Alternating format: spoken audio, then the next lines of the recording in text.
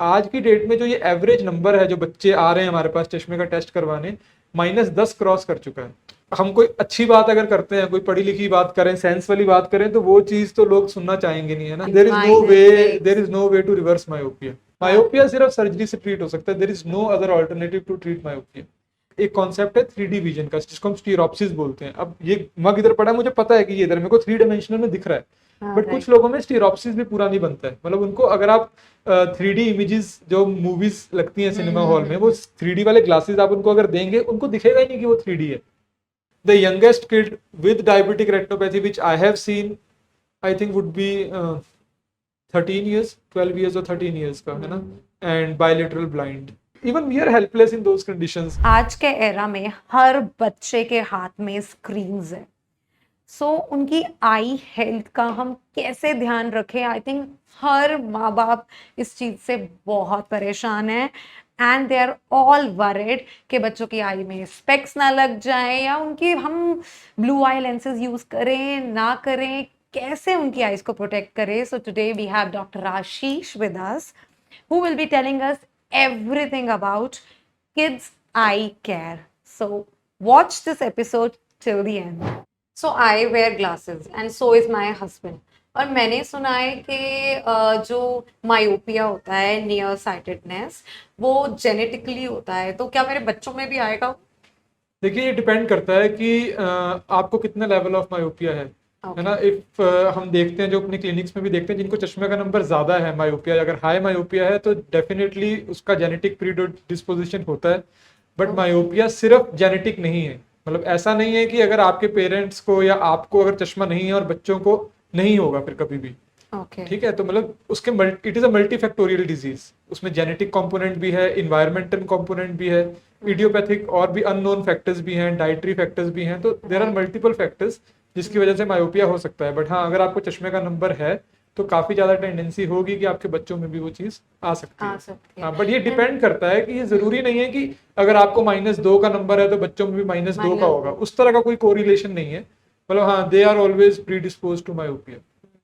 And any other condition which is genetically कि अगर हम में है तो बच्चों में आएगा ही आएगा? देखिए, आएगा ही आएगा तो हो गया कि 100% श्योरिटी वाली बात होगी ना, विच इज नॉट द केस, है ना। कभी भी 100% जेनेटिक प्रीडिस्पोजिशन नहीं होती है चीज़ों की।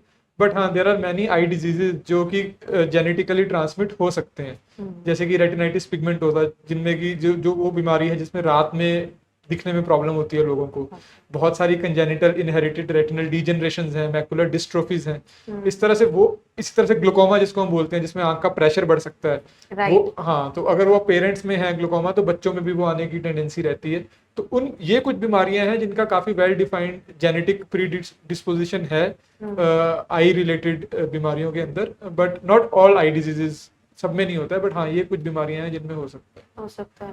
पर हम अपने बच्चों को कब क्या नाम है ऑप्थेल्मोलॉजिस्ट के पास लेकर जाना चाहिए एंड इट इज एडवाइजेबल? देखिए, जो अमेरिकन अकेडमी ऑफ ऑप्थेल्मोलॉजी की गाइडलाइंस हैं, उनके अकॉर्डिंग तो बच्चों को आपको एनुअल चेकअप करवाना ही है। दैट इज अ मैंडेट कि आपको रूटीन एक बार बच्चों का चश्मे का नंबर चेक करवाना है। Even when the child is born, तब भी एक नॉर्मल विजन स्क्रीनिंग, एक नॉर्मल ऑप्थेल्मोलॉजिस्ट के पास विजिट की, एवरीथिंग इज फाइन, आईज में कोई मिस अलाइनमेंट वगैरह तो नहीं है, पीछे से रेटिना का ग्लो वगैरह ठीक है, वो सब चीजें होना जरूरी है। अगर बच्चे को चश्मे का नंबर आ गया है, सपोज आपने बच्चे को चेक करवाया 2.5 साल 3 साल की उम्र पे, उसको कुछ चश्मे का नंबर है, देन वी वुड रिकमेंड कि आप एवरी 6 मंथ्स बच्चे का चश्मे का नंबर दोबारा चेक कराइए, क्योंकि वो ग्रोइंग एज है और उस ग्रोइंग एज के अंदर चश्मे का नंबर बदल जाता है। एंड अगर बच्चा वो न्यू नंबर जो हम उसको देंगे अगर वो नहीं लगा रहा है, देन फिर वो लेजी आई या एम्ब्लायोपिया होने का रिस्क रहता है उन आईज में। सो आजकल तो वैसे भी मुझे लगता है incidence of kids having specs बहुत ज्यादा इंक्रीज हो चुका है because of so much exposure to screen time and how screen time affects eyes. देखिए, आई थिंक मतलब आज की डेट में there is not even a single child जो स्क्रीन्स नहीं देखता है। डेफिनेटली, बिल्कुल सही कह रहे हैं आप, है ना। एंड इसमें 2 कंपोनेंट्स हैं। एक तो स्क्रीन टाइम है कि आप स्क्रीन टाइम बढ़ गया है, दूसरा ये है कि आउटडोर एक्टिविटीज भी कम हो गई हैं। एटलीस्ट अगर आप स्क्रीन पे हैं बट आप आउटडोर एक्टिविटीज भी 3 से 4 घंटे कर रहा है बच्चा आपका, देन ऑल्सो वी एक्सपेक्ट कि एक बैलेंस रहेगा। बट आज की डेट में क्या हो रहा है कि छोटे छोटे बच्चे भी सारा टाइम स्क्रीन पे हैं। अब वो लगातार स्क्रीन पे देख रहे हैं, तो उनका जो आई का जो फोकस है वो सिर्फ नियर वर्क के लिए बन गया है। है ना। ब्रेन को ऐसा लगता है कि ये जो आंखें हैं सिर्फ इसी डिस्टेंस पे काम करती हैं, इसके आगे तो काम ही नहीं करती। तो दैट इज वाई उनकी फिर आंख की ऐसे उसमें केमिकल्स वगैरह सिक्रीट होते हैं कि आंख की एक्सियल लेंथ जो है वो बढ़ जाती है, आंख की जो लंबाई है वो पीछे की तरफ से बढ़ जाती है, एंड उनको वो दूर का चश्मे का नंबर आ जाता है क्योंकि वो डीफोकस बन जाता है। बिकॉज ब्रेन को तो यही लग रहा है कि लगातार बच्चा 5 घंटे 6 घंटे नजदीक का ही काम कर रहा है, तो दूर की देखने की उसकी शक्ति कम हो जाती है, तो अब जब दूर की देखने की शक्ति कम हो गई तो फिर स्पेक्स लगते हैं। फिर स्पेक्स लगते हैं। इवन आई हैव हर्ड कि ड्राइनेस ऑफ आईज भी बहुत ज्यादा हो जाता है, बहुत ज्यादा इंसिडेंस है बिकॉज ऑफ एक्सेसिव स्क्रीन इन हाँ किड्स। देखिए, ऐसा होता है कि जब आप not not not just in kids, आप किसी के अंदर भी अगर आपका स्क्रीन टाइम सपोज 5 6 घंटे 10 घंटे है, आप लगातार सिस्टम पे हैं, बच्चे लगातार स्कूल में सिस्टम पे हैं या फिर लैपटॉप्स पे पढ़ रहे हैं, टैबलेट्स पे पढ़ रहे हैं, घर आके राइट। भी उसी पे पढ़ रहे हैं, तो आपका जो ब्लिंकिंग रेट है वो कम हो जाता है। तो हमारा normally blinking rate 14 to 16 times है इन अ मिनट, बट अगर आप स्क्रीन पे लगातार देखोगे तो आप लगातार स्क्रीन की तरफ देख रहे हो, आपका ब्लिंक रेट कम हो रहा है। उस ब्लिंक रेट कम होने की वजह से जो आपके कॉर्निया के ऊपर एक टीयर फिल्म बनी हुई है जो कॉर्निया को लुब्रिकेट करके रखती है, वो इवेपोरेट जल्दी हो जाती है, उसकी वजह से आंख में वो सूखापन आना शुरू हो जाता है।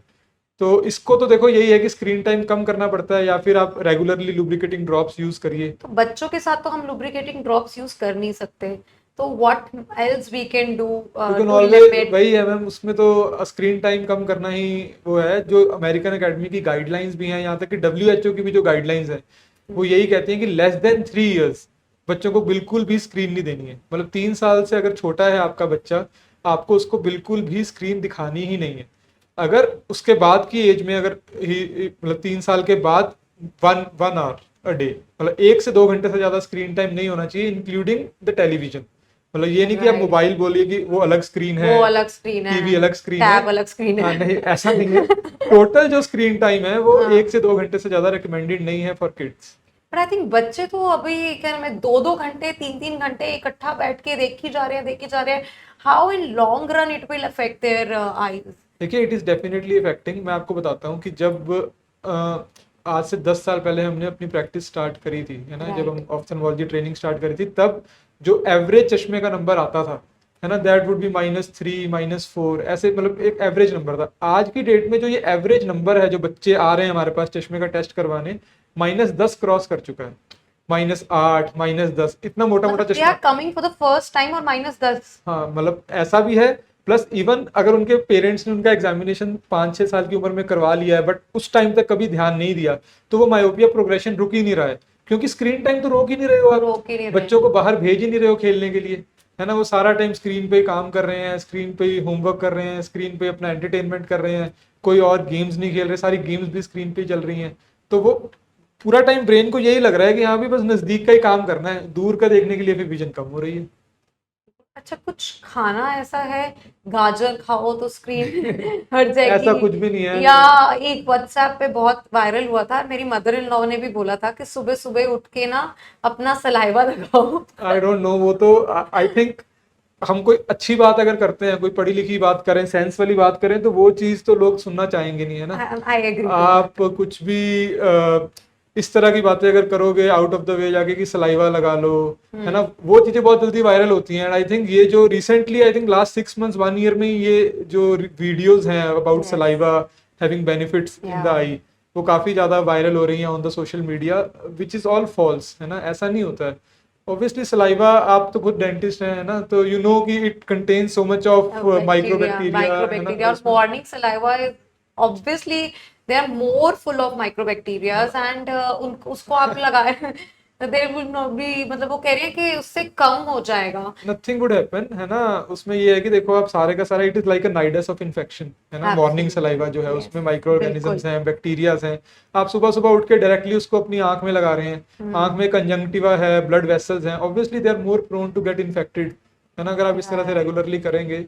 आई think these are all false claims, and लोगों को बहुत अवेयर होने की जरूरत है ना। जो रूट कॉज है उसको ट्रीट करिए प्लीज। अगर चश्मा आपको आ रहा है, बच्चे को चश्मा आ रहा है, उसका स्क्रीन टाइम कम करिए, बच्चे को बोलिए कि बाहर जाके खेले, घर पे भी खेल रहा है तो कुछ ऐसी कुछ क्रिएटिव प्रोडक्टिव गेम्स उसको खेलने को दीजिए, है ना, रेदर देन लगातार स्क्रीन पे खेल रहा है, घर मतलब घर से बाहर ही नहीं निकल रहा। अब आउटडोर एक्टिविटीज होंगी, ये भी स्टडीज हैं सारी, ये मैं खुद अपने मन से नहीं बना रहा हूँ, बहुत सारी स्टडीज हैं प्रॉपर साइंटिफिक जर्नल्स में छपी हुई है कि अगर बच्चे 2 से 3 घंटे भी आउटडोर एक्टिविटी करते हैं, उनको सन एक्सपोजर होता है, उनमें मायोपिया का इंसिडेंस बहुत कम है रेदर देन द किड्स जो सारा टाइम घर के अंदर है। मैं भी एक पेरेंट हूँ, हम तो सन में निकलने ही नहीं देते।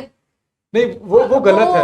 मतलब नहीं, I know it's wrong, but ये बहुत लगता है ना कि लू लग जाएगी, नहीं, बहुत वो हो जाएगा। अब आपको कड़कती धूप में दोपहर को 1 बजे नहीं भेजना भेजना, है ना? राइट। हम लोग भी जब हम बच्चे थे हम भी बाहर ही खेलते थे, है ना? बिल्कुल। ऐसा तो नहीं था, बढ़िया नहीं है कि दोपहर को 1 बजे खेलने निकल जाते थे, 4 बजे 5 बजे when the weather is fine और इन द अर्ली मॉर्निंग, है ना? साइकिलिंग कर लें, कुछ भी कर लें, बट एटलीस्ट कुछ आउटडोर एक्टिविटी तो हो ताकि उनको दूर का फोकस तो बने, है ना? अब लगातार एक प्लास्टिक एज होती है, ब्रेन की एक न्यूरोप्लास्टिसिटी होती है। Right. अब उस पर्टिकुलर एज में अगर वो सब एक्टिविटीज बच्चे से नहीं करवाओगे तो ब्रेन का वो जो डीफोकस बनना है वो बन जाएगा, फिर वो चेंज नहीं हो पाएगा। फिर आप बोलो कि अब मैं 16 साल की उम्र में बाहर का काम बच्चे के से करवाना शुरू कर देती हूँ, या बाहर अब बोलती हूँ कि बच्चे को अब आउटडोर एक्टिविटीज करो, then that would not help, है ना? फिर तो वो ब्रेन की वो प्लास्टिसिटी बन गई है, ब्रेन का वो डीफोकस हो गया है जो सिग्नल रेटिना को आना है, then it would not help. हाँ, पर्टिकुलर एज है 8 साल 10 साल की उम्र तक, अगर बच्चे अच्छे से अपना आउटडोर एक्टिविटीज इंडोर भी कर रहे हैं, एक बैलेंस बना के रखें लाइफस्टाइल का, then I think myopia progression रुक सकता है। अगर एक बार किसी बच्चे का -10 पहुंच गया है फॉर एग्जांपल, तो हम उसको क्या नीचे ला सकते हैं, like -7, there is no way, there is no way to reverse myopia. there is no way. There is only there we can control myopia, we can Okay. treat myopia, but we cannot reverse myopia. By treating I mean surgically उसको हम treat Yes. कर सकते हैं। LASIK laser हाँ, LASIK laser जो होती है एक पर्टिकुलर एज के बाद हम कर सकते हैं, बट हम मायोपिया को रिवर्स नहीं कर सकते हैं। जैसे कि जितने भी आप सोशल मीडिया पे क्लेम्स देखते हो, है ना, कि आप ये वाला अब कुछ पाउडर है उसमें बहुत सारे ड्राई फ्रूट्स है, कुछ कुछ डाल के आप उसको रोज पीजिए उससे रिवर्स हो जाएगा, वो सब नहीं होगा। इवन आई हेल्थ गमीज आ गई हैं। इसके बारे में बताता हूँ, they even asked me to promote the gummies, I fine, है ना, एंड बट आई रिफ्यूज्ड, है ना। I don't know whether you want to keep it in your podcast या no I am strictly against, मतलब no, I have I just mean created कि हमें उनका बताना चाहिए कि नहीं, but I totally refuse them. मैंने उनको क्लियरली बोल दिया कि देखो, I know being a doctor, I know कि ये चीज हेल्प नहीं करने वाली है ना। Absolutely. आप रेदर वो गमीज के अंदर शुगर ही शुगर है ना, वो बोल के कि ये मल्टीविटामिन है, इसमें विटामिन ए है, ई है, सी है, बट उसमें साथ में 10 ग्राम शुगर भी है, वो कोई नहीं लिख रहा है। उससे कुछ नहीं होने वाला है। बीइंग अ डेंटिस्ट मैं उसको बिल्कुल भी प्रमोट नहीं करती हूँ। उसका बहुत बड़ा रीजन है, they very sticky in nature. हाँ, ठीक वो है, डेंटल केरीज है, वो भी डेंटल कर केरीज के चांसेस इतने ज्यादा बढ़ जाते हैं। देन व्हेन दे से मल्टीविटामिन्स, आई थिंक वो मल्टीविटामिन पार्ट तो इतना सा है और बहुत उसमें शुगर और ये, and when they specifically said कि वो आई हेल्थ के लिए काम करेंगे, तो आई थिंक दैट इज नहीं, बिल्कुल भी नहीं करेगा। उसमें वो ये बताते हैं कि ये आपका स्लीप साइकिल अच्छा कर देगा, है ना, आपकी आई हेल्थ को अच्छा कर देगा, विजन इंप्रूव कर देगा, विजन इंप्रूव कर देगा। I don't know, eye strain कम कर देगा, ये भी उनका क्लेम है कि वो आई स्ट्रेन को भी कम कर देगा, जो कि नहीं होगा। वी नो नहीं होगा। आई स्ट्रेन कैसे कम होगा, जब आप आईज को स्ट्रेन कम दोगे, वो कैसे कम दोगे, जब आप स्क्रीन पे कम बैठोगे तब आई स्ट्रेन अपने आप ऑटोमेटिकली कम हो जाएगा। That is the only way. अब आप देखोगे, अगर आप आई स्ट्रेन की बात करते हो तो ऐसे भी कुछ चैनल्स हैं जो एक्सरसाइज बताते हैं आई स्ट्रेन के लिए, हाँ कि आप 10 से 15 मिनट ये वाली एक्सरसाइजेस करिए कि आईज को कभी ऊपर नीचे घुमाओ, हाँ कभी हाँ, मसाज राइट करो। Right right. नहीं, ऐसे ऐसे नहीं ठीक होगा ना। आपने वो 10 मिनट किया, वो तो एनीवेज आप आईज को रिलैक्स कर ही रही हो when you are off screen, तो आपको थोड़ा सा टेम्परेरीली अच्छा लगेगा ही। जब आप आईज को बंद कर रहे हो वो एनीवेज आपको अच्छा लगेगा, rather than doing this exercises. अगर आप वैसे भी आईज बंद करके बैठ जाओगे, यू विल फील बेटर, है ना। But the root cause is the screen time, है ना। तो अब जो भी गाइडलाइंस हैं ऑप्थेल्मोलॉजिस्ट की तरफ से वो यही हैं कि आप स्क्रीन टाइम को लिमिट करिए। अगर आप वो लिमिट नहीं कर सकते हैं तो आप ब्रेक्स लीजिए बीच बीच में। जैसे हम 20-20-20 रूल बोलते हैं कि Right. हर 20 मिनट के बाद आपको 20 सेकंड्स के लिए 20 फीट अवे देखना है। 20 फीट अवे का ये मतलब नहीं है कि अब आपने एक डिस्टेंस मेजर कर लिया 20 फीट, इट जस्ट मीन्स कि आपको दूर देखना है बिल्कुल, ताकि आपकी आईज रिलैक्स हो सके एक डिस्टेंस के लिए। That is the only thing you have to do, कि आपको ब्रेक्स लेने हैं बीच बीच में। आप लगातार स्क्रीन पे देखते रहोगे तो डेफिनेटली स्ट्रेन, ड्राइनेस, मायोपिया, ये सब चीजें तो बढ़ेंगी ही बढ़ेंगी। And there is any rule कि हमें दूर बैठ के देखना है अगर बच्चों को के पर्सपेक्टिव में हाँ, देखें वो है कि बहुत नजदीक से आपको टीवी वगैरह नहीं देखना है ना। एक डिस्टेंस, आपको एक Right. रीजनेबल डिस्टेंस पे ही देखना है। बहुत पास से देखेंगे देन इट, वो सेम ही चीज है कि आपका नियर अकोमोडेशन ही यूज हो रहा है ना। Right. तो वो बात है। एंड इसमें ऐसे भी है कि अगर कई बच्चे बहुत लेट के ऐसे मतलब डिफरेंट डिफरेंट नहीं उसमें नहीं, वो देखते आप हैं। कैसे भी देख सकते हैं, बट वही है कि जितना कम देखें उतना बेटर है ना। एंड देखना है हम्म। तो ब्रेक्स लीजिए। I think that is the golden rule. Golden rule कि वही आपने बात है। देखना है तो ब्रेक लीजिए। पेरेंट्स को कैसे पता चलेगा कि बच्चा क्या सिम्टम्स दिखाएगा कि पेरेंट्स को लगे कि हाँ अब मुझे उसको ऑप्थेल्मोलॉजिस्ट के पास ले जाना चाहिए? ये काफी अच्छा आपने पॉइंट रेज किया है जो कि लोगों को नहीं पता है। राइट। देखो इसमें ये है कि अगर आप बच्चा आप देख रहे हो कि बहुत ज्यादा कॉन्स्टेंटली आई रबिंग कर रहा है, हम्म। ठीक है, या आईज को बहुत ज्यादा स्क्वीज कर रहा है ना, that is one of the indicators कि बच्चे को शायद मायोपिया है। ठीक है। हम्म। सेकंड, बच्चे की आंख में स्क्विंटिंग हो रही है, बच्चा थोड़ी देर भी काम करता है, आपको लगता है कि आपने फैमिली फोटोज ली, उसमें लग रहा है कि बच्चे की आंख हल्की सी तिरछी हो रही है, हो सकता है उसको स्क्विंट के साथ साथ कुछ रिफ्रैक्टिव एरर भी हो, which is the cause of the squint, जो उसको ओह। आंख में भेंगापन या तिरछापन आ रहा है। इसके अलावा कई बार आईज से बच्चे बोलते हैं कि वाटरिंग बहुत ज्यादा आने लग जाती है राइट। उनको, क्योंकि स्ट्रेन ज्यादा बढ़ रहा है इसके अंदर। हम्म। बच्चे हेडेक की कंप्लेन कर सकते हैं। कुछ बच्चे एक पर्टिकुलर हेड टिल्ट करके देख रहे हैं, अगर आप उनको बहुत ध्यान से देखोगे उनका हमेशा फेस टर्न रहता है या हेड टिल्ट रहता है। That right. Is also an indicator कि हाँ बच्चों में या तो कुछ स्क्विंट है, या फिर बच्चों के अंदर कुछ चश्मे का नंबर है, उनको दिखने में प्रॉब्लम आ रही है, या फिर स्कूल में जो टीचर है वो आपको बता रही है कि बच्चा बार बार मुझसे पूछ रहा है कि मैम बोर्ड पे क्या बोर्ड लिखा पे। है ना। So all those things are an indicator कि हाँ हो सकता है बच्चे की नजर कमजोर है ना, एंड आपको उस टाइम पे इमीडिएटली एक आई डॉक्टर को दिखाना। आपने बोला स्क्विंटिंग, तो ये बहुत ही इम्पोर्टेंट पॉइंट है टू कवर कि क्या ये कांस्टेंट स्क्रीन टाइम से स्क्विंट भी आ सकता है बच्चों के आईज में? आ सकता है। देखिए, आप लगातार स्क्रीन देखते रहेंगे, आप नियर एकोमोडेशन करते रहेंगे, तो आपका अकोमोडेटिव जो स्पेजम है वो ज्यादा हो जाएगा, है ना। आपकी आईज अंदर की तरफ ही कन्वर्ज कर रही हैं। राइट। आप अगर आप दूर देख रहे हैं तो you are looking parallel, but अगर आप स्क्रीन की तरफ देख रहे हैं तो आपकी आईज ऐसे हो रही हैं, है ना, ऐसे हो रही है, तो उनमें वो एक कन्वर्जेंस स्क्विंट होने की टेंडेंसी तो रहती है। प्लस आपको चश्मे का नंबर आ जाएगा, तो आपको वो अकोमोडेटिव इजोट्रोपियाज और ये सब चीजें हैं जो स्क्विंट की डिफरेंट टाइप्स हैं। So that is possible, that can happen. कई बच्चों को तो बचपन से ही स्क्विंटिंग होती है, so that is different and this is different. देखो एक एक चीज है कि जब बच्चा पैदा हुआ है ना, तो उसकी आईज कभी भी आपस में कोऑर्डिनेटेड नहीं होती हैं। ठीक है, it okay. Takes some months. तो ओके। यूजुअली 3 मंथ्स तक तो बच्चों की जो आईज हैं वो अनकोऑर्डिनेटेड ही रहती हैं थोड़ी सी। आपको अगर लगेगा कि हाँ बच्चों की आंख में थोड़ा सा स्क्विंट है, which is not actually squint, उसको हम सूडो स्क्विंट बोलते हैं, है ना, that is not squint. But as the child grows तो दोनों आईज आपस में कोऑर्डिनेटेड होकर फिक्सेशन ले लेती हैं। तो अगर आपको 3-6 महीने के बाद भी लग रहा है कि बच्चे की आंख में तिरछापन आ रहा है, फोटोज के अंदर बच्चा तो आपको वेट नहीं करना है ये सोच के कि हाँ हो सकता है टाइम के साथ ठीक हो जाए। बिकॉज आफ्टर 6 मंथ्स देन वो एम्ब्लायोपिया होने का रिस्क, वो सब चीजें होने का रिस्क है, क्योंकि हो सकता है सच में उसको स्क्विंट हो rather than being a pseudo squint. तो वो उस पर्टिकुलर एज के अंदर थोड़ा इंपॉर्टेंट है कि पेरेंट्स ध्यान से बच्चों को एग्जामिन करें। एग्जामिन इन सेंस कि बस ऑब्जर्व करें, आई वुड से। एंड उनको कुछ भी अगर लग रहा है, जैसे कुछ पेरेंट्स ऐसे होते हैं, वो 3 साल 4 साल की उम्र में बच्चे को लेके आते हैं कि हमें बच्चे की आंख में वाइटनेस दिख रही है। अगर आप सपोज कोई भी फोटोज वगैरह खींचते हैं, आपको एक रेड ग्लो दिखता है ना, फोटोज के अंदर। बट कुछ बच्चों में वो वाइट दिखती है कभी कभी उनको, तो दैट मीन्स कि उनको वो उसको हम ल्यूकोकोरिया बोलते हैं। मतलब आंख की कोई भी अगर पर्दे की कोई भी बीमारी है, आंख में कई बार ट्यूमर्स होते हैं बच्चों को, जिसको रेटिनोब्लास्टोमा बोलते हैं, तो वो एक तरह से वाइट रिफ्लेक्स देता है। तो वो पेरेंट्स को 3-4 साल 5 साल की उम्र में जब वो एंड स्टेज हो जाता है ट्यूमर का, तब जाके पता लग रहा है।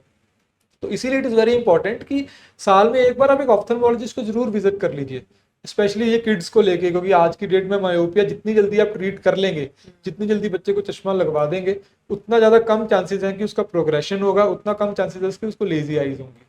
सो what is lazy eyes, this squinting? No, lazy eyes is a different thing. Squinting का मतलब है कि आईज आपस में कोऑर्डिनेटेड नहीं है। कोऑर्डिनेटेड नहीं है, आपने राइट। इधर देखना है तो एक आंख इधर देख रही है, एक इधर को जा रही है, एब्सोल्युटली। दैट इज बेसिकली जो इसको हम भेंगापन बोलते हैं ना। लेजी आई या एम्ब्लायोपिया का मतलब है कि आंख का विजन पोटेंशियल कम हो गया है। तो विजन पोटेंशियल हम किसको बोलते हैं कि अगर एक नॉर्मल इंसान है, हम उसके आगे एक विजन चार्ट रखते हैं, हाँ। तो he is able to read the entire lines जितनी भी हैं, उसको हम 6x6 विजन बोलते हैं। बट अगर किसी को एम्ब्लायोपिया है या लेजी आई है, वो पूरा का पूरा चार्ट नहीं पढ़ सकता despite giving him spectacled correction. मतलब उसका आंख का पीछे से विजन का पोटेंशियल ही कम हो गया है, क्योंकि उसने बचपन से चश्मा लगाया नहीं, माय गॉड। उसने बचपन से नहीं लगाया चश्मा, उसको डीफोकस हो गया, तो उसको वो बोर्ड की बस 4-5 लाइनें ही दिखती हैं, फिर वो जोर लगा ले पूरी जिंदगी भर, उसकी विजन नहीं बढ़ सकती है। तो अगर ये हमें मतलब बचपन से ही वी हाँ have to be very careful. Very very careful, जिनको भी आज की डेट में, अगर if you are in 20s, in your 30s and आपको डायग्नोज हुआ है एम्ब्लायोपिया या लेजी आई, आप सपोज 20 साल की उम्र में चश्मा टेस्ट करवाने गए राइट। एंड आप कह रहे हो कि नहीं ये चश्मे के साथ भी मुझे तो बोर्ड पूरा दिख नहीं रहा, आप you hmm. Were unaware for 20 years, हम्म। है ना, तो आपकी विजन आ रही है 612 एंड आपको चश्मे का नंबर आ रहा है -5 एक आंख में, एक आंख आपकी नॉर्मल है सपोज। नॉर्मली एम्ब्लायोपिया ऐसे केसेस में होता है जिसमें एक आंख में तो चश्मा होता नहीं है और ओह। दूसरी आंख में चश्मे का नंबर होता है, तो बच्चे को एक आंख से काम एक उसका आंख चलता से रहता है। काम चलता रहा। तो अब वो टेस्ट करवाने गए, बाई चांस चेक टेस्ट करवा लिया या सपोज बाई चांस स्क्रीनिंग हो गई, तब उन्होंने देखा कि ये तो इस आंख से तो मुझे दिख ही नहीं रहा, जो बंद करके तो लाइफ में पहली बार देखा, 20 साल में, इससे पहले कभी जरूरत ही नहीं पड़ी देखने की। तो उसको हम एम्ब्लायोपिया बोलते हैं, क्योंकि उसको बचपन में वो चश्मा था, वो उसने उस टाइम तो लगाया नहीं, है ना, अब वो लगा भी लेगा तब भी वो विजन बढ़ेगी नहीं, बिकॉज वो आई अब एक तरह से पीछे से लेजी हो गई है, ब्रेन ने उसको सिग्नल भेजने ही बंद कर दिए हैं। ये तो बहुत ही सीरियस है। हाँ सीरियस इन केस कि इन हाँ the this is sense this is के दिस इज हमें नॉट मतलब ट्रीटेबल, इसको हम ट्रीट नहीं कर सकते हैं इस कंडीशन को। मतलब फिर तो देन तो it is a serious condition, because हमें अगर हमने हाँ बचपन से नहीं ध्यान दिया तो देन तो आप देख लो ऐसे लाइक होता है कि हमारे पास कितने कितने बच्चे आते हैं, लड़के लड़कियां यंग, जो मेडिकल में निकल जाते हैं, जो इनके कोई आर्मी के मेडिकल हैं, यूपीएससी के मेडिकल हैं, क्योंकि इससे पहले उन्होंने कभी ध्यान नहीं दिया है and then they just presume कि अगर चश्मे का नंबर था भी तो हाँ उस टाइम पे हम कुछ सर्जरी करवा के अपना मेडिकल कर ये चश्मा उतरवा लेंगे, but they are not aware कि उनका विजन पोटेंशियल भी पूरा नहीं बन रहा। तो जो अगर आप ये मेडिकल इनकी गाइडलाइंस देखोगे मेडिकल टेस्ट की, उसमें कईयों में 6/6 विजन चाहिए, कईयों में 6/9 विजन चाहिए, right. But then they feel कि हाँ अब हम सर्जरी करा लेंगे विजन बढ़ जाएगी, बट वो नहीं बढ़ सकती है, बिकॉज दैट इज एम्ब्लायोपिक आई और that is a lazy I now. तो हमारे पास हर रोज इस तरह के बहुत लोग आते हैं जिनका मेडिकल क्लियर नहीं हुआ है because they have a lazy I. And what about those eyes exercises के एक हाथ में वो रख लो पेंसिल एंड देन उसको आगे देखिए पीछे उसको लेकर पेंसिल जाओ। पुशअप टेस्ट बोलते हैं, है अच्छा। ना, तो ये पेंसिल पुशअप टेस्ट भी बहुत ज्यादा वायरल है हाँ सोशल राइट। मीडिया पे, क्लेमिंग कि ये विजन पोटेंशियल भी बढ़ा देता है, ये एब्सोल्युटली। आपकी आंख की शक्ति, मतलब आप देखो अगर कोई बोल रहा है कि ये करने से आपका विजन पोटेंशियल बढ़ रहा है, उनका उसका क्या मतलब है कि आपका एम्ब्लायोपिया ठीक हो रहा है। अगर आपका विजन पोटेंशियल 612 618 है, जैसे कि आप ये पेंसिल पुशअप टेस्ट करो, आपकी विजन कंप्लीट रिकवर हो जाएगी, मतलब 6/6 हो जाएगी, जो नहीं हो सकती, है ना। हाँ। जो ये पेंसिल पुशअप टेस्ट है, ये सिर्फ कन्वर्जेंस इनसफिशिएंसी नाम की एक प्रॉब्लम होती है आंख में, ये सिर्फ उसी उसी उन्हीं कंडीशंस को ट्रीट करता है। वो मैं ओके। समझाता हूँ कैसे। देखो बेसिकली हमारी आंख के आसपास मसल्स हैं जिनको हम राइट। आई मसल्स बोलते हैं कॉमन टर्म में ना, वही सारी मूवमेंट करवा रहे हैं। आप ऊपर देखना चाहते हो तो ऊपर वाले मसल काम करते हैं, नीचे देख रहे हैं इधर इधर। तो अगर आप लगातार एक कुछ रीडिंग कर रहे हैं, कुछ नियर वर्क कर रहे हैं, तो आपके आईज के मसल जल्दी थक रहे हैं इस कंडीशन में, तो आपको 1-2 घंटे 3 घंटे काम करने के बाद आई स्ट्रेन हो रहा है, हेडेक हो रहा है, एस्थेनोपिक सिम्टम्स हो रहे हैं, शाम तक आपको बहुत थकावट लग रही है ना, आपको एकदम से ऐसे आपको कभी भी डबल विजन हो रहा है, आप 2-3 घंटे लगातार पढ़ रहे हो, फिर अचानक से आपको लगता है कि मेरे को तो लेटर्स दो दिख रहे हैं, है ना। दैट मीन्स कि आपके आई के मसल्स वीक हैं एंड वो कोऑर्डिनेटेड उस पॉइंट पे फोकस ही नहीं कर पा रहे हैं। अगर मैं लगातार 6 घंटे पढ़ रहा हूँ, मैं नॉर्मल हूँ, I can read for 6 or 7 hours, but जिनको कन्वर्जेंस इनसफिशिएंसी है, जिनके मसल्स वीक हैं, है ना, वो थोड़ी देर भी फोकस करते हैं, एकदम से ऐसे करके आईज आउट हो जाती हैं, क्योंकि वो ज्यादा देर तक नहीं टिक पा रही, वो कन्वर्ज नहीं कर पा रही हैं, उसको कन्वर्जेंस इनसफिशिएंसी बोलते हैं। उन कंडीशंस में ये एक्सरसाइज हेल्पफुल है कि आप लगातार ये करो, एटलीस्ट 3 महीने 6 महीने लगातार ये एक्सरसाइज करो। इससे जैसे आप जिम जाते हो तो 6 महीने साल लगता है ना, यू ट्रेनिंग द मसल्स, तो इसी तरह से you training this eye muscles कि वो एक पॉइंट को फोकस करते रहे, then you go back again, then you focus, तो आप अपना जो नियर पॉइंट है उसको बेटर कर रहे हैं, तो उससे आपके जो मसल स्ट्रांग होंगे, तो सिर्फ कन्वर्जेंस इनसफिशिएंसी वाली जो प्रॉब्लम है वो ठीक हो सकती है। अब आप इंस्टाग्राम पे या यूट्यूब पे देख के कि यार इससे तो मेरा चश्मा उतर जाएगा, आप सारा दिन लगे रहो, कुछ भी नहीं होगा। आपको पहले पता तो होना चाहिए ना आपको ये एक्सरसाइज करनी किस लिए, सबको थोड़ी ना करनी है। अगर आपको कन्वर्जेंस इनसफिशिएंसी नहीं है तो आप क्यों करोगे ये एक्सरसाइज। मैंने देखा है मॉम्स जबरदस्ती ले लेकर, नहीं नहीं करो करो करो नहीं करो। होगा, कुछ भी नहीं होगा उससे। आप पहले देखो तो सही आपके बच्चे को कन्वर्जेंस इनसफिशिएंसी है भी कि कुछ और कारण की और वजह से उससे उसको भी हेड, मायोपिया नहीं ट्रीट होने वाला नहीं है। मायोपिया नहीं ट्रीट, मायोपिया सिर्फ सर्जरी से ट्रीट हो सकता है, there is no other alternative to treat myopia. And आजकल बहुत ज्यादा वो ब्लू ब्लॉकिंग वो आए हुए हैं ग्लासेस, इवन फॉर किड्स। मतलब मेरे पास तो प्रमोशन के लिए भी आया था कि वो ग्लासेस हैं एंड उन पे एक फिल्म लगी हुई है जिससे वो UV rays and the rays देखो जो आ रही हैं। This is all marketing gimmick है ना। जो ब्लू ब्लॉकिंग ग्लासेस भी हैं, scientifically that is not proven, ठीक है। बहुत छोटी मोटी स्टडीज हैं, है ना, कोई बहुत बड़ी रैंडमाइज कंट्रोल ट्रायल्स नहीं है कि हमने एक बहुत लार्ज चंक ऑफ पेशेंट्स को ब्लू ब्लॉकिंग ग्लासेस दिए, कुछ लार्ज चंक ऑफ पेशेंट्स को हमने नहीं दिए and then we objectively measured, ऐसी कोई लिटरेचर में स्टडीज नहीं है। हाँ, कुछ कुछ केस रिपोर्ट्स हैं, कुछ हल्की फुल्की स्टडीज हैं जिन्होंने बोला है कि हाँ कुछ हद तक इफेक्टिव हो सकती है, बट जो अमेरिकन अकेडमी की गाइडलाइंस हैं दे हैव क्लियरली स्टेटेड कि ब्लू ब्लॉकिंग ग्लासेस का कोई भी रोल नहीं है। मतलब अगर आप सोचो कि आपको आई स्ट्रेन हो रहा है because you are working on the system for 12 hours and you put on blue blocking glasses to reduce your eye strain, वो नहीं होगा। Your eye strain will not decrease, आपका वो आई स्ट्रेन कम नहीं हो सकता by using blue blocking glasses. वो कैसे कम होगा? स्क्रीन टाइम कम करके होगा। So, मतलब ultimately the main objective हाँ, should be reducing the screen time of to reduce the screen time. Blue blocking glasses से फर्क नहीं पड़ेगा, दैट इज जस्ट, हाँ ये है कि आप जब आप स्क्रीन पे है ना तो स्क्रीन में एक सेटिंग होती है, if you see there is a dark mode and there is a light हाँ, मोड, है ना। right. तो when you are on the light mode ना, तो आपकी स्क्रीन से ब्लू लाइट बहुत ज्यादा आती है, तो वो आपको नॉर्मल डेज में तो इतना कुछ इफेक्ट नहीं करेगी, बट अगर आप रात में सोने से पहले बहुत देर तक स्क्रीन पे लगे हुए हैं और आप वो ब्लू लाइट को आपको बहुत ज्यादा एक्सपोजर है स्क्रीन का, तो आपका स्लीप साइकिल डिस्टर्ब हो जाता है। बिकॉज जो ये लैपटॉप से या टैबलेट से, मोबाइल से जो ब्लू लाइट आ रही है, that affects a chemical in the brain which is known as melatonin. Melatonin. अब जो वो मेलाटोनिन है वो आपके स्लीप साइकिल को या सर्केडियन रिदम को इफेक्ट करता है। अगर मेलाटोनिन आपका इफेक्ट होगा तो आपका स्लीप साइकिल इफेक्ट होगा, you will have a very disturbed sleep, morning में you might feel very lethargic, है ना, वो हो सकता है। तो अब उस चीज को आपने कैसे ठीक करना है? या तो आप सोने से 2-3 घंटे पहले फोन बिल्कुल ना यूज करो, फोन, लैपटॉप, टैबलेट्स वगैरह। दूसरा क्या है कि आप उस सेटिंग्स में जाके, डिस्प्ले की सेटिंग में जाके you switch to dark mode, rather than putting on blue glasses you switch to dark mode। उस डार्क मोड में जो लाइट की वेवलेंथ है वो रेड की तरफ शिफ्ट हो जाती है ब्लू की जगह, जो हम पढ़ते थे विब ग्योर, हाँ, है ना, right, तो right. उसमें वो रेड की तरफ शिफ्ट हो जाती है, तो जो लाइट इमिट होगी अब स्क्रीन में से ना, उसमें ब्लू की जो कंसेंट्रेशन है या वेवलेंथ है that would be much less, तो that would not affect your sleep cycle. तो आइडियली तो आपको सोने से 2-3 घंटे पहले स्क्रीन यूज ही नहीं करनी है। अगर आप कर रहे हैं then better you switch to dark mode. I think same goes because as I'm a sleep consultant also for kids, तो उसमें भी बोलते हैं कि आफ्टर 6 PM आपको बच्चे को बिल्कुल भी स्क्रीन टाइम नहीं देना है if you want them to sleep at 8।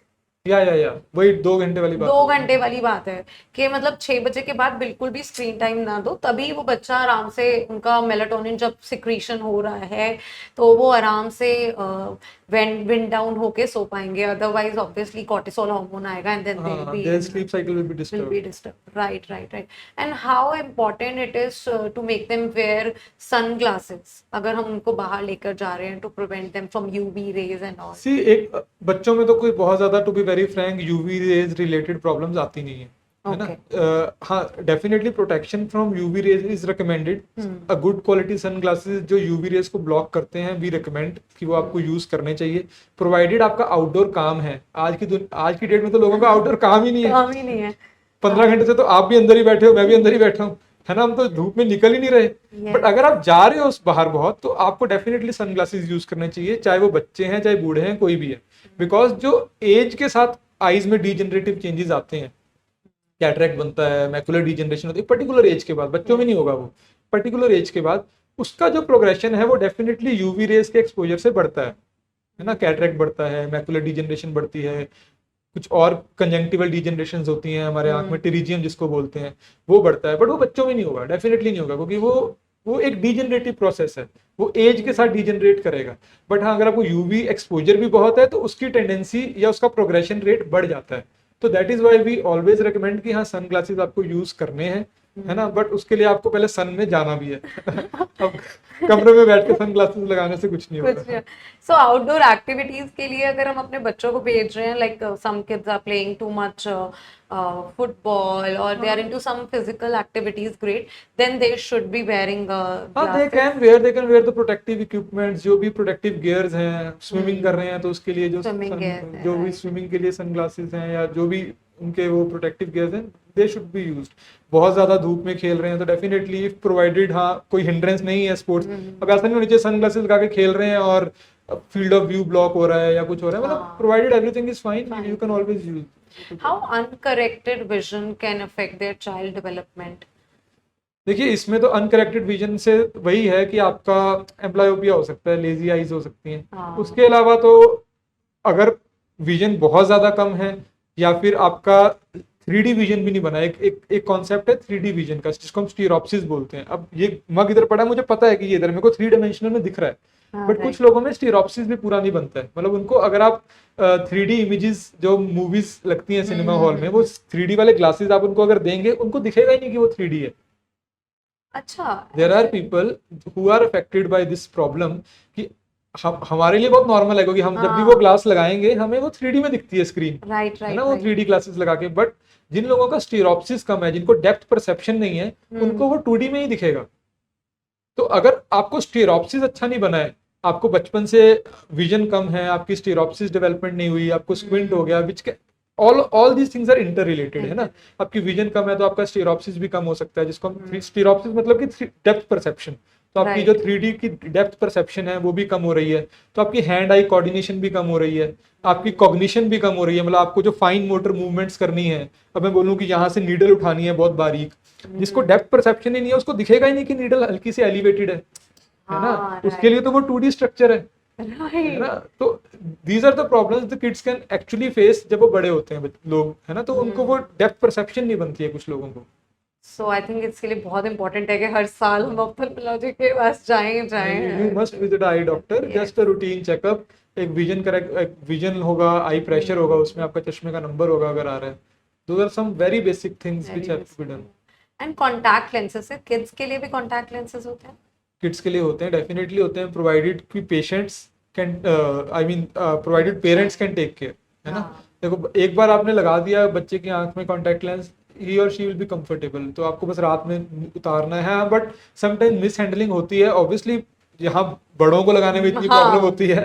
But हाँ, वी गिव, मतलब अगर बच्चे कोऑपरेटिव हैं, समझते हैं चीज़ों को, तो अगर वो कॉन्टैक्ट लेंस लगा सकते हैं तो we can definitely give them, but not the cosmetic contact lenses, हाँ, है ना, obviously, not the cosmetic ones, only the optical optical, जो करेक्शन के लिए हैं वो वाले कॉन्टैक्ट लेंसेज। तो हम, जैसे कई बच्चों को चोट लग जाती है, तो खेलते हुए चोट लग गई, पेंसिल से लग गई, स्कूल में किसी ने पेंसिल मार दी आंख में या कुछ हो गया, तो वो कॉर्निया में स्कारिंग बन जाती है। तो Right. ऐसे ऐसे केसेस के अंदर आई में अब्रेजन बहुत आ जाती हैं, है ना, वो ऑप्टिकल स्ट्रक्चर आंख का खराब हो गया है तो अब्रेजन आती हैं।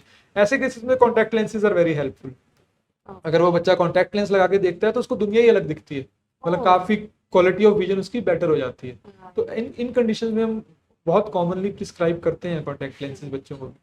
एंड मायोपिया ट्रीटमेंट किस एज के बाद यूजली 18 to 20 ईयर्स के बाद आप अपनी रिफ्रैक्टिव सर्जरी करवा सकते करवा हैं। सकते हाँ, हैं? प्रोवाइडेड, ये भी प्रोवाइडेड कि आपका चश्मे का नंबर स्टेबल रह रहा है। Stable. ऐसा नहीं है कि आपका नंबर चेंज होता जा रहा है बट आप बोलो कि नहीं अब तो मेरी 18 साल उम्र हो गई, मुझे करवाना ही है, then there is always a chance कि नंबर दोबारा आ सकता है। दोबारा तो we need to have that documentation कि हाँ आपको 6 महीने 1 साल से चश्मे का नंबर स्टेबल चल रहा है, तो फिर हम कर सकते हैं।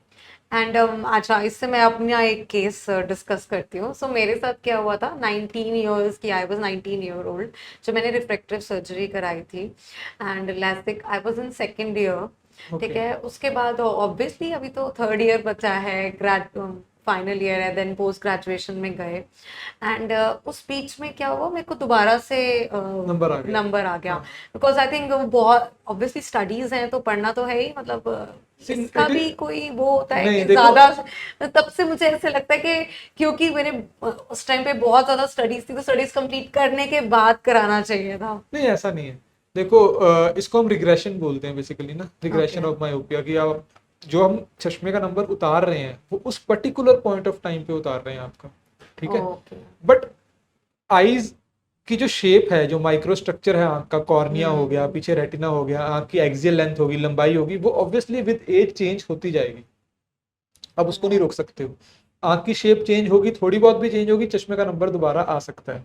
ऐसा नहीं होता कि भी इसकी इतनी वैलिडिटी है, रिफ्रैक्टिव सर्जरीज की कोई वैलिडिटी नहीं है। देयर आर पेशेंट्स जिनको पिछले 10 साल 15 साल से भी रिग्रेशन नहीं हुआ है हाँ, है ना। देयर आर अदर्स जिनको हो सकता है 5 साल में ही दोबारा से नंबर आ गया हो, है ना। एंड ये तो आंख की ग्रोथ है। अब आंख की अगर आई ग्रो कर गई आने वाले टाइम में थोड़ी सी और उसकी शेप हल्की सी चेंज हो गई, तो आपको फिर से रिफ्रैक्टिव एरर इंड्यूस हो जाएगा, है ना।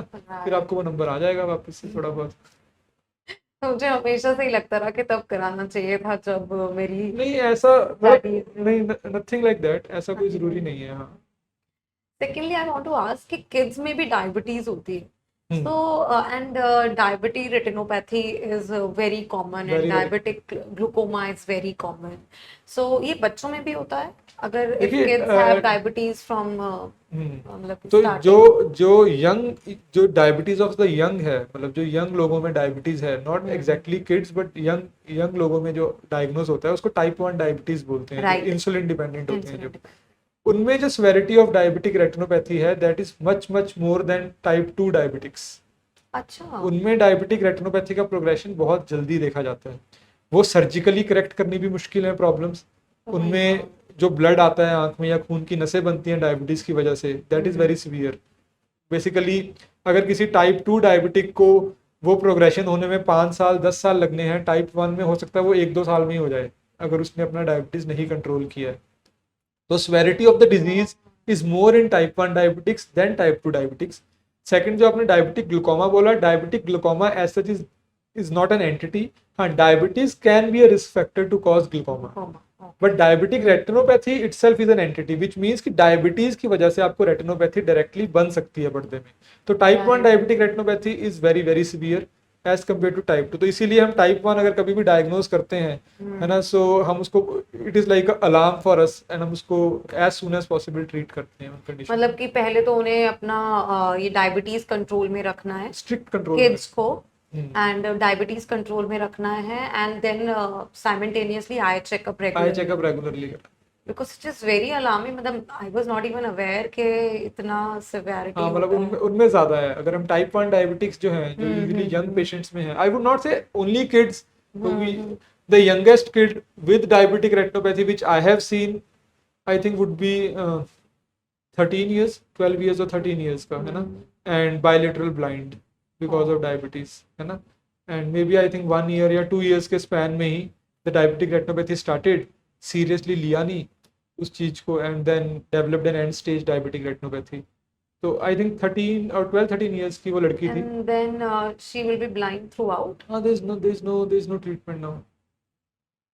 सो बच्चों में बहुत ज्यादा नहीं देखा है मैंने, हमने इतना प्रेवलेंट नहीं है। हाँ, टाइप 1 डायबिटिक्स बहुत हैं, बहुत। बट जो youngest child I have seen is 12 or 13 years age, still it is मतलब a and then serious condition, they are all fragile kids, है ना, difficult to manage. difficult to manage। Even colour blindness बहुत होती है kids के अंदर। देखिए, colour blindness तो normally we pick up on routine examination. Nobody would walk in and say I M colour blind, वो पता ही नहीं लगता है। Why? Because Okay. They have never known how that colour looks like, है ना, उनको पता ही नहीं है वो कलर कैसा दिखता है। जिसको कलर ब्लाइंड है जो इंसान, या तो उसका कभी कोई मेडिकल में रह गया, है ना, या फिर चलो भी उस किसी ने बहुत ज्यादा पिन पॉइंट किया या फिर बोला कि अरे ये रेड है।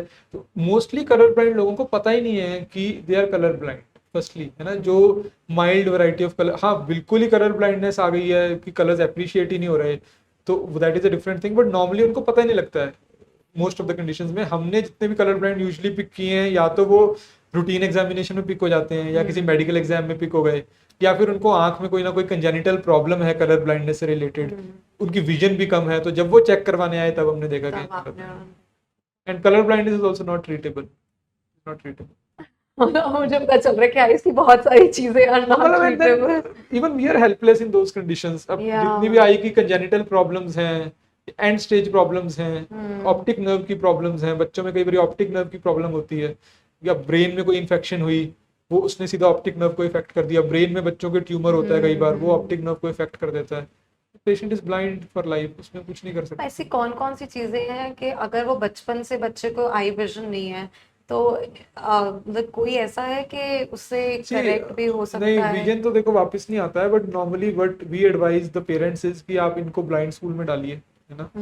पहली चीज तो ये लो विजन एड्स होते हैं, राइट। जिसमें कि even if they have some amount of vision, so we have these devices, magnifiers हो गए, टेलीस्कोप्स हो गए, है ना, एंड देन नेविगेटिंग स्टिक्स हो गई, जिससे कि ये बच्चे अपना डेली रूटीन का काम कर सकते कर हैं। सकते at least they can become mobile, है ना, थोड़ा बहुत वोकेशनल ट्रेनिंग इनकी हो सकती है, at least they can start a livelihood उस तरह से।